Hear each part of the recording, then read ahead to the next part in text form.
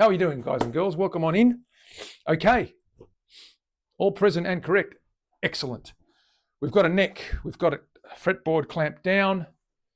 We've got to trim that guy up now, and we're going to start looking at getting this guy radiused and slotted, what have you. We're going to do the slots first, and then we're going to go and trim that down to size. Yes, and thank you. Good on you, Grey Dog. Good to have you here, mate. Always supporting. Always supporting. So let me show Grey Dog. He may not have seen it. This is the baby that's going with this neck, my friend.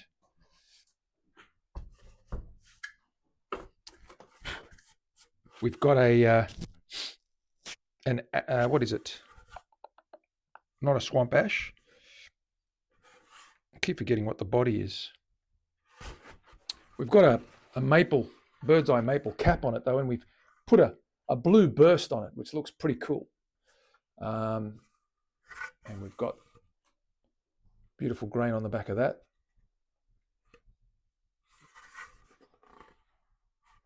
And we've got a neck that's Queensland maple and babinga, a little bit of a flame, snakeskin flame through there.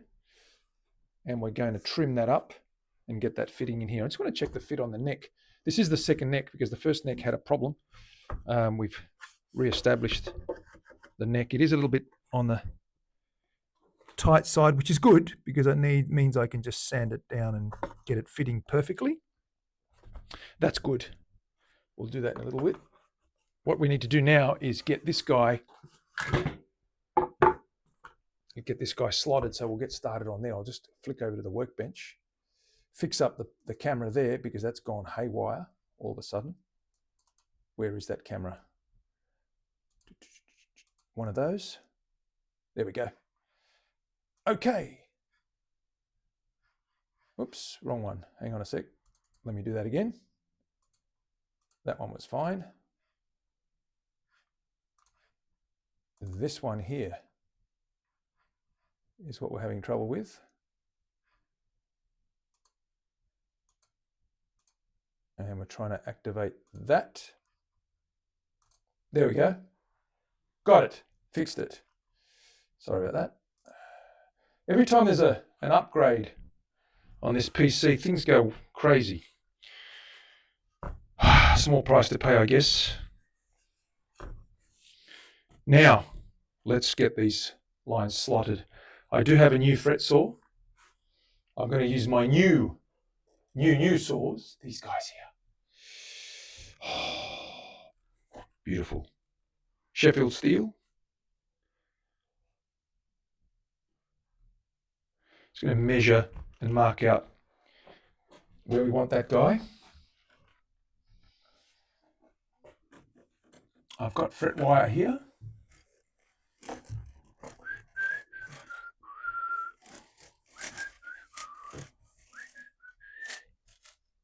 This guy here, medium jumbo. I'm just going to measure the tang on this. What is it? The tang is 0.055 inches. What's that in millimeters? Holy smokes, 0.055 inches. So I'm going to go to this guy here, turn it on, change it to inches.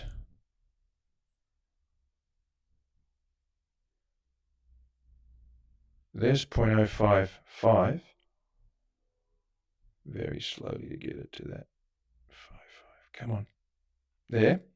And if I press that button, it should tell me where we're at. 1.4 millimeters.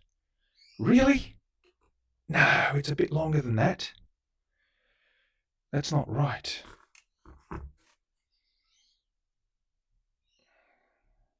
You reckon? Nah. That can't be right. What we'll do is I'll grab my little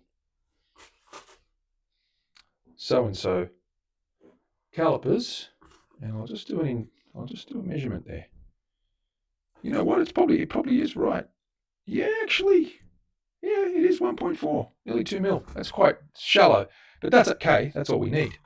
We're going to slot those and get those guys in there.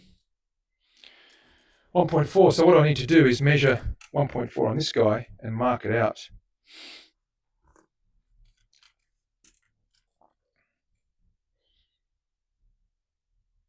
What I normally do when I get these is I mark the blade so I know where each fret tang is marked to. And then I can just slide that and meet the line that it needs to get that tang. So I'm going to go a little bit deeper than 1.45. That's 1.45 now. I'm going to go to about 2. Always allow a little bit more because we want it seated right down in there. So I'm going to slide that up until I get to 2. It's about there. Tighten that in place.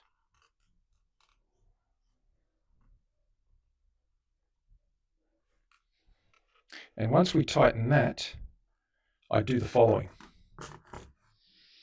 I grab a pen, or a blue marker in this case. Where is my blue marker? Here it is. And I mark a line. Oops, that's too far up. I need something sharper. Let me grab these ones here. I'll scratch that in and then I'll paint it in so it's permanent.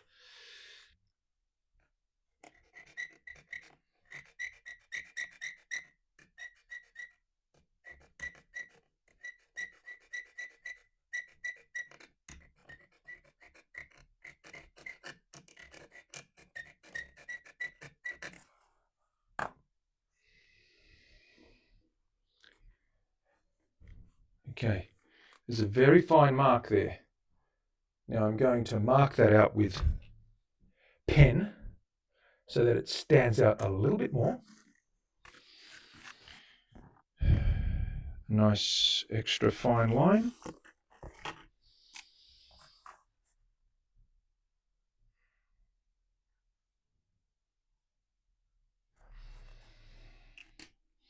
And I now mark that with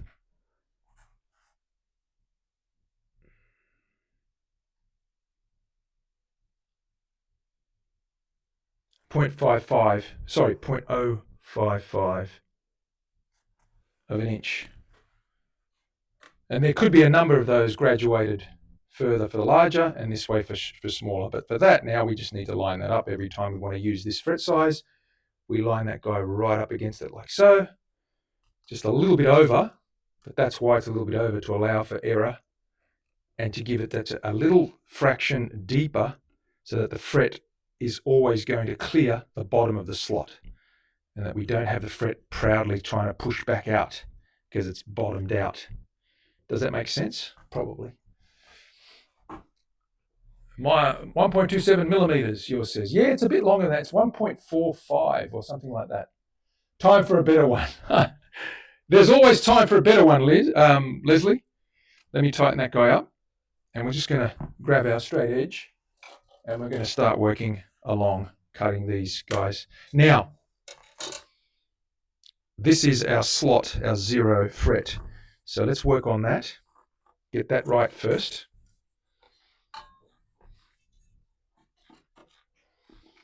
I use a square because it basically can line up against the edge of this square fretboard. And that's why I haven't tapered the board yet. It just makes slotting so much easier. Like so. And if I hold that in place and just get that guy started. I'll just flip it over quickly and do it from this end just to give me a better angle.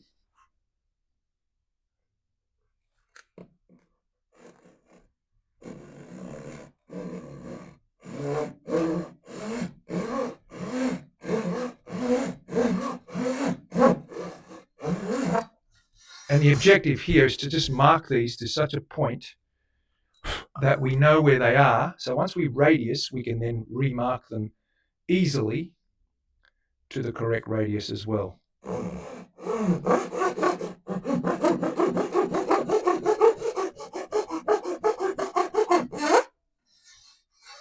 And the reason we've got this stopper there is that we can have no fear about bottoming out. It'll hit that stopper when we go deep enough. which makes sense, I guess, to some people.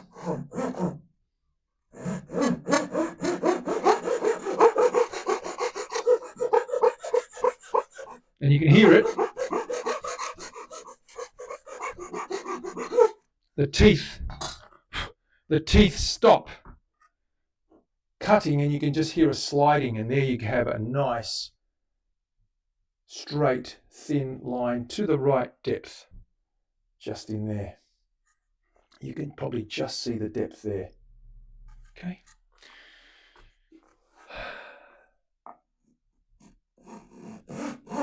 If we can hear teeth cutting, it means we haven't reached the right depth.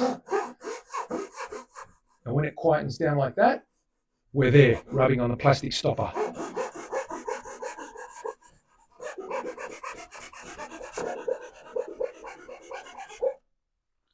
Perfect. That's our 0. Now we need to go 4 millimeters back the other way to get the back of where the nut will sit in that slot. So there's our 4 millimeter slot. So actually, it's 4.2 on this one. Get to 4.2. Come on, baby. Oh, goodness gracious, you sneeze or breathe and it bumps. There we go.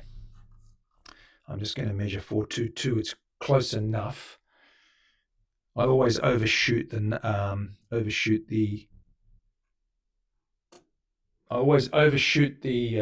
bone, and then I can shrink it or sand it down to the right depth. Mark that guy out. Right there.